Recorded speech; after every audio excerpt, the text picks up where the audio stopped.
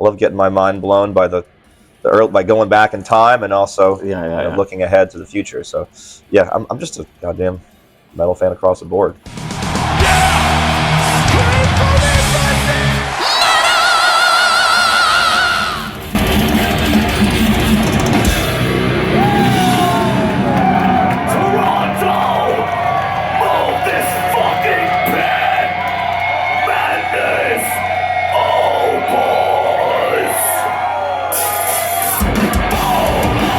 David, thank you for your time today. My pleasure. Welcome back to the city.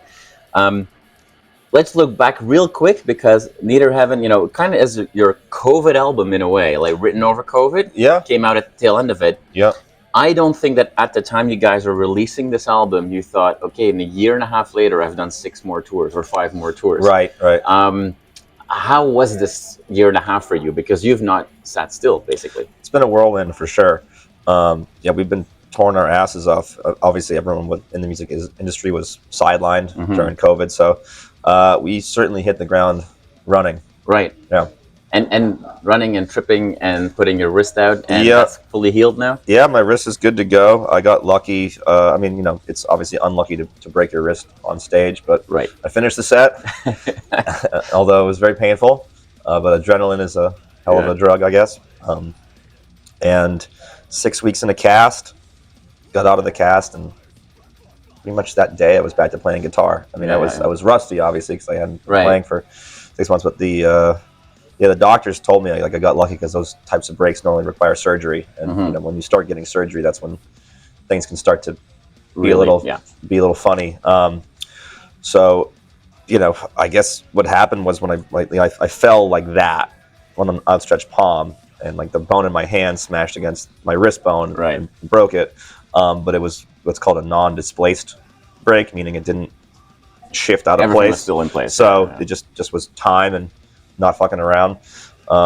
Even the physical therapist was like, she couldn't believe all the exercises I could do, like straight out of the cast. Like I got the cast off, I went right to the physical therapist immediately after that. She had like a whole checklist of exercises. She's like, okay, can you do this? I'm like, yep. Okay, can you do this? I was just doing them all. She's like, you're not supposed to be able to do any of this shit. But I can only attribute it to like I would maybe assume like just 20 years of playing guitar, maybe just kept the tendons healthy and tight in that area. So I got really lucky. By the end of the session, she was like, all right, take this hammer and just swing it around. I'm like, all right. She's like, all right, I guess just go back to playing guitar and like do a couple of wrist stretches. So say no more. But I was initially like I couldn't get down like much past there initially because it's just so stiff. So she had me kind of work on like these types of exercises going down like that. And, you know, a little bit of that every day. You know, so I'm not going to fuck around. I mean, this is my livelihood. So for sure. I made sure the things she did tell me to do, I did, and you know, back to normal.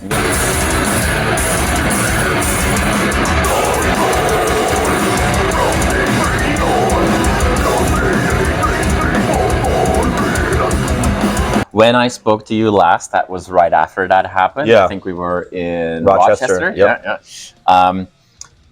You weren't very happy at that time because that tour is a tour to forget. Yeah. Maybe a tour to learn a lot from. I mean, let's just focus on the positive because that was the Murphy's Law tour for you guys. Yeah. But in a way, it gave you an opportunity to refine your singing, air guitar skills as well, for sure. But do you notice what, you know, in the tours that are happening now when you're back at your traditional self? Do you notice the progression you've made because of that? You know, I think it was weird because it was the longest I've ever gone without playing guitar. So I try to look at it as a positive. Like you just have to, otherwise you're gonna piss yourself off. So I guess maybe I try to look at it like a way to maybe unlearn some bad habits, or maybe just kind of, you know, slow down in certain elements of my playing and kind of build it back up. But yeah, I mean, I guess definitely the lesson learned there is, you know, watch where you step.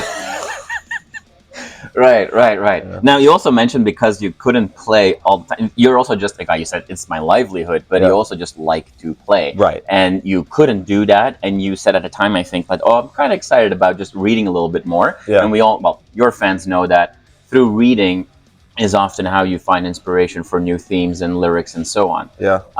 You were writing on riffs, or you're working on riffs 5-6 months ago when we had the conversation. So where are we today? So we got the demos now. Yeah. So there's going to be I don't know when we're going into the studio exactly, but I mean, I have like 5 or 6 Revocation songs like pretty much fully fleshed out at this point. And then I've got like 4 more in the works. And I'm going in to record with Gargoyle pretty much as soon as I get home from this tour. So I mean, there's a second to last show tonight of a tour. Yeah. You can be a little funky if you want to. Should we keep our fingers crossed for any new material? Oh, no, we got a pretty we run a tight schedule and as far as like the set goes, so we don't usually take requests.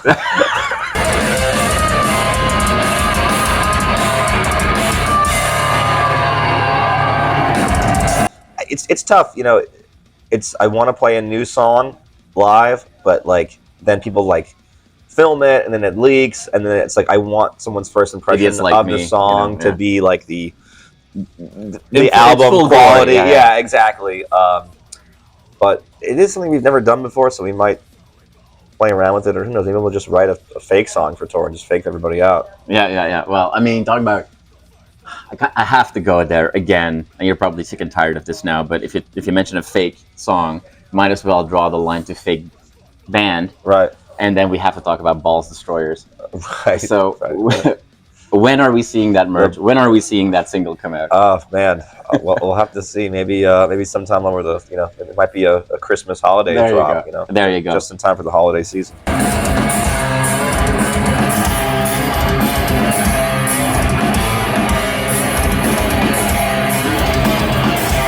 Now that we're looking ahead a little bit, I mean, I know that this tour, you said like, oh, I'm going to go home and I'm going to record some stuff, but there's more touring coming. There's more shows coming. Yeah. So let's talk about Ash for a second. Sure. Because I'm sure that you guys had to sit him down and go like, well, so 3 Inches is announcing a reunion, and Ritual Dictate just released an EP. Yep. So setting the priorities right for that guy? Yeah, I mean, he's quite busy with everything, but we're able to. We got really good communication with the band, and that's really like the most important part. So, and it while 3 Inches are doing some shows, it doesn't appear at this moment that they're doing like a full-fledged like, all right, we're doing like a world tour. I'm going to be out of commission for 6 months. It's more like, okay, we're going to play festival here, a festival there. So it's kind of easier to work around that type of schedule. And as far as I know, with Ritual Dictates, I don't know if that's a band that really tours that much. I think they probably just kind of play, sort of more of a handful of shows, a year type of thing. But yeah, the most important thing is communication, and if you can have something far enough in advance, you can kind of work around things. Okay. Has the experience of the last year and a half, where at times you had to completely rely on, let's say, non-full-time official band members to take part of the sound on stage because you couldn't play guitar, and we always see you with at least 2 guitars on stage anyway. Right. The band officially is 3 people. Is that going to stay that way, or has experience the experience of the tours, has that changed your mindset on where you want to take the band on future albums? Yeah, I mean, right now we've got a great guitarist who's been touring with us, Harry. He plays in a band called Cognitive. He's been working out really well. We're just not trying to rush into anything. Like, I think we're just kind of taking our time and making sure that it's the right fit for not only us, but for whoever we choose as well, because that's a big commitment. We, as you were saying, we tour a lot, and it's one thing to do a tour or 2 tours here and there, but it's a whole nother thing to be really on the Revocation for sure tour cycle and do the whole thing. So we're just kind of playing it by ear right now, but we certainly really enjoyed touring with Harry so far, and he's fucking great dude on and off stage. So he will be doing the upcoming Latin American run that we have in December. Yeah, exactly. So that's a good test to go through. So just a lot of flying, a lot of early lobby calls.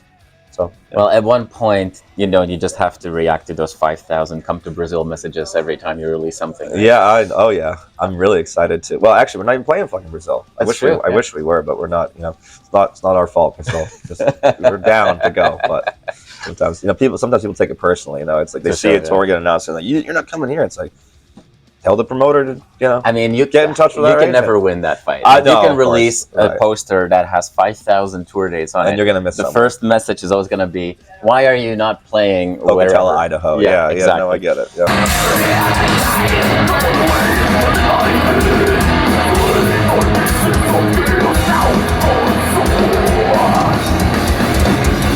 You're wearing an Exhumed t-shirt. Cool new album they released a year ago. Yeah. There's a bit of a wave going on of all these like legendary old school death metal bands releasing quality new albums. How do you look at that? Are you like an old school fan that sticks to the classics, or are you very much interested in what all the bands are releasing these days? Both. You know, I mean, the classics are classics for a reason, and it's awesome when classic bands put out new material that still can rip your fucking face off. You know, Cannibal Corpse, his new record just came out, amazing. And it's also great to see like a whole new generation of bands come out with shit that's awesome. A band called Fabricant that I just checked out the other day. They just put out a record on Profound Lore. It's fucking insane. Totally mind-blowing shit. So, you know, I love getting my mind blown by by going back in time and also looking ahead to the future. So yeah, I'm just a goddamn metal fan across the board. Awesome. Well, fantastic. Well, thank you so much for your time. I really appreciate it. Enjoy your Guinness. I will. Thank you. And my pleasure. My pleasure. It's on his tab. So. and excited for the show tonight. It's gonna be fun.